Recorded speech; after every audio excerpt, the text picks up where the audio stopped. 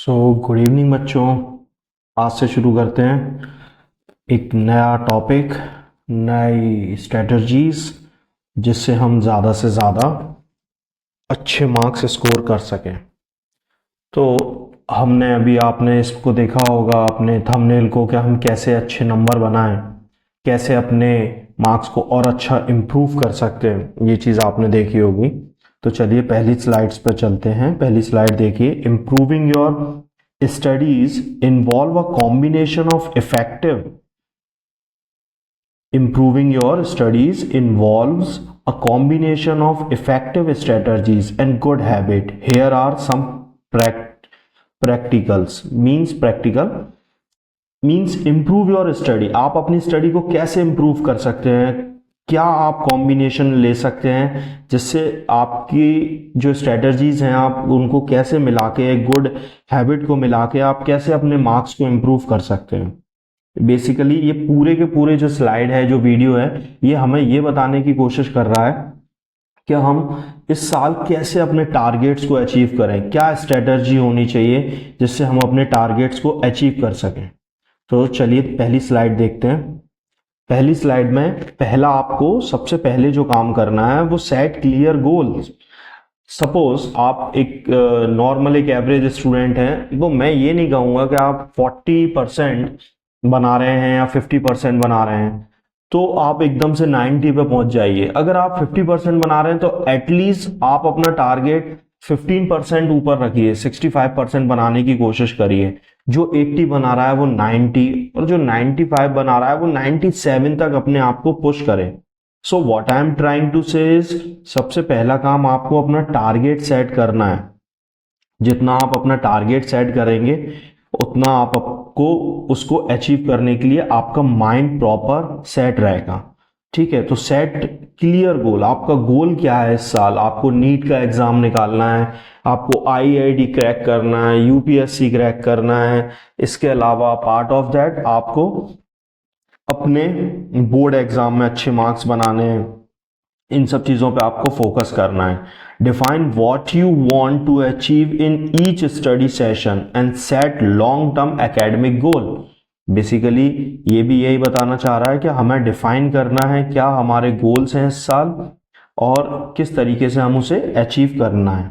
यही चीज़ आपको सबसे पहला स्टेप यही लेना है। स्कूल जा रहे हैं, 1 जुलाई, 2 जुलाई, अब 3 जुलाई स्टार्टिंग हो गई है स्कूल की, तो सबसे पहले स्कूल में जाके इस साल गोल अचीव करना है।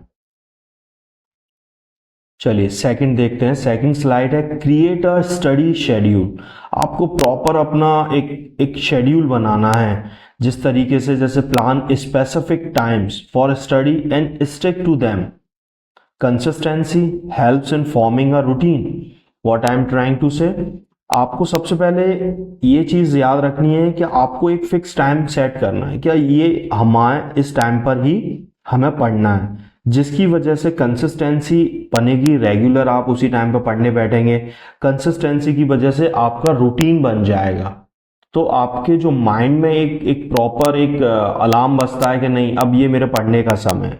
ऐसा नहीं कि कभी भी उठाई किताब, कुछ नहीं, मतलब एक फिक्स टाइम होना चाहिए। आप उसको अपने टाइम, अपने जो भी आपका शेड्यूल है, स्कूल से आना, कोचिंग जाना, इसके बाद आप उसे किसी भी तरीके से आप उसको मैनेज कर सकते हैं। ठीक है, चलिए देखते हैं तीसरा। Organise your study space. Ensure your study area is quiet, well lit and free from distractions. Keep your material organized. What I am trying to say is, सबसे इंपॉर्टेंट है कि आप जिस जगह पढ़ रहे हैं उसको आपको प्रॉपर ऑर्गेनाइज्ड करना है। ठीक है, इसके अलावा आपके पास कोई डिस्ट्रैक्शन नहीं होना चाहिए। मीन जिस समय आप पढ़ रहे हैं तो बगल में कहीं टीवी वगैरह का शोर नहीं होना चाहिए, मोबाइल का इस्तेमाल कम करना है। लर्निंग करते टाइम पर मैथमेटिक्स कर रहे हैं तो मोबाइल, अलार्म, ये सब चीज़ों का आपको ध्यान रखना है। मान लीजिए मोबाइल आप रखते हैं अपने पास और सडनली आपके फ्रेंड का मैसेज आ जाता है तो आप डिस्ट्रैक्ट हो जाएंगे सॉल्यूशन में, मैथ्स को करते में। तो प्रॉपर आपको ये चीज़ भी ध्यान रखनी है, अपने एरिया को बिल्कुल शांत रखना है, बंद कमरे में जिस समय भी पढ़ रहे हैं। ठीक है, आई होप आपको समझ में आ रहा होगा। चलिए आगे चलते हैं, नेक्स्ट स्लाइड देखते हैं। यूज़ एक्टिव लर्निंग टेक्निक्स, ये भी बहुत ज़रूरी है। आजकल हमें मालूम है क्या स्मार्ट बोर्ड्स आ गए हैं, ठीक है, स्मार्ट गैजेट्स हैं, ठीक है। तो ये चीज़ आपको ध्यान रखनी है कि आप किस तरीके से अपने मटेरियल का प्रॉपर यूज़ कर सकें, कौन सी ऐसी चीज़ें हैं जिससे आप प्रॉपर इंफॉर्मेशन लेके और आगे बढ़ सकें। तो देखिए, engage with a material actively by summarising information, teaching it to someone else और क्रिएटिंग माइंड मैप्स। मीन्स आप मटेरियल्स को एक्टिवली समराइज कर सकते हैं। आपके पास जो भी मटेरियल है उसको थोड़ा सा शॉर्ट में, उसको इंफॉर्मेशन आपको जो मिल रही है वो, और जो भी आप पढ़ रहे हैं उसके साथ आप उनमें मैप्स वगैरह का इस्तेमाल करिए, ठीक है। माइंड में एक तरीके का मैप बनाइए कि अब मुझे इसको इस हिसाब से पढ़ना है। ऐसा नहीं कि जैसे टीचर ने बता दिया और बस उसी को फॉलो करना है। आप अपनी टेक्निक का भी इस्तेमाल कर सकते हैं और अपने मटेरियल को शॉर्ट में करके आसानी से समझ सकते हैं, ठीक है। चलिए नेक्स्ट स्लाइड पे चलते हैं। Practice regularly.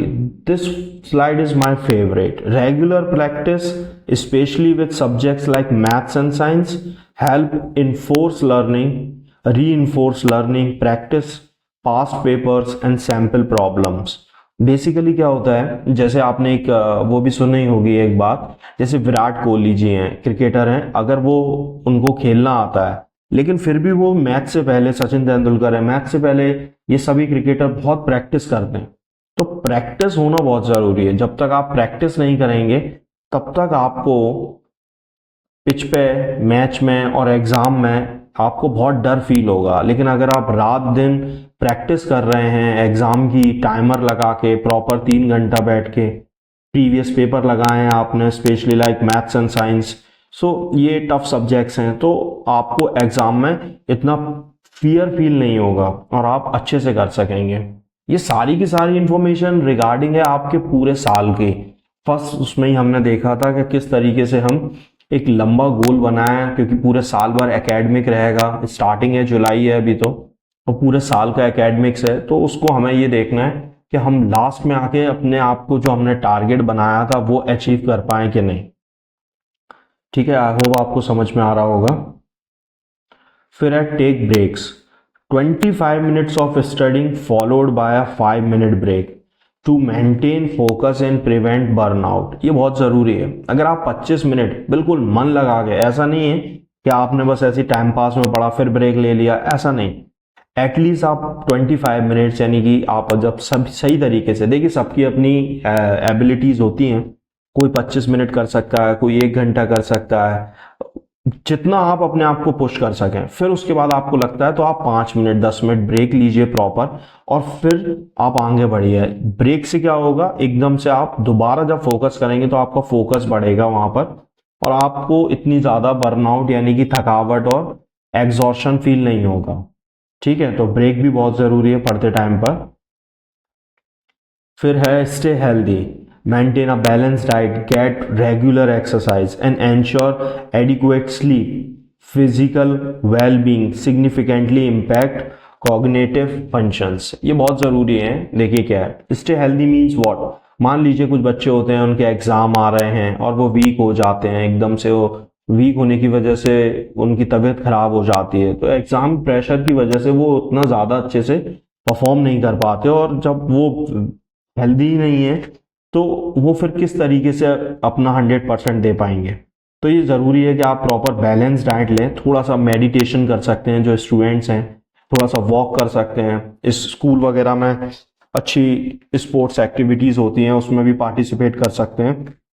और जो बच्चे स्कूल नहीं जाते, लाइक नीट और IIT वाले, वो बच्चे भी थोड़ा सा बाहर वॉक वगैरह पे जा सकते हैं थोड़ा सा, जिससे माइंड थोड़ा रिलैक्स हो और फिर वो पढ़ाई में अपना 100% दे सकें। अगर एग्जाम से पहले ही आप अगर फेल हो जाएं, ठीक है, माइंड में अपने, तो आपका मेंटल हेल्थ कितना मतलब कमज़ोर हो रहा है। तो इसलिए मेडिटेशन भी ज़रूरी है, और फिजिकल हेल्थ के लिए थोड़ी रनिंग वगैरह भी कर सकते हैं, जिससे आप एग्ज़ाम से पहले कभी भी आप सिक नहीं होंगे, बीमार नहीं होंगे, और आप अच्छे से परफॉर्म कर पाएंगे।